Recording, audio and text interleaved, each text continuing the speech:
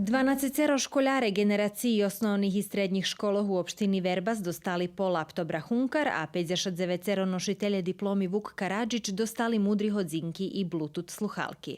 U 9 osnovnih školoh až 45 školjare zakončili školovanje z výnimkovima uspihami i titulu Vukovca.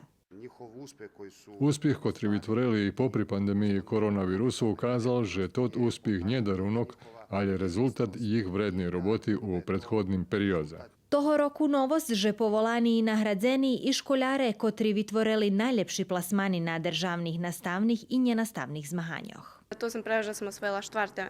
mesto na republičkim takmičenju z ruskog jezika.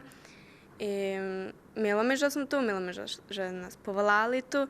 Dobili sme toti nagradi, ktorі нам veľa znača, hoć bi značilo mi krasne slovo.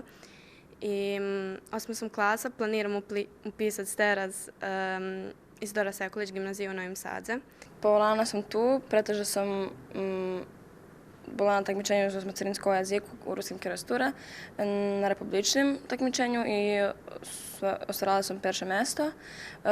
S tim takmičenjem dostala sam bod za srednju školu i to mi dosta pomoglo. Було тяжко, гей, але якось як перша сцена, то не тяжко, гей, то так ізе. Пишем средню школу, средньотехнічну школу до Нового Саду за геометрію. Та teraz, či upadnem, kto zna, ozda bude.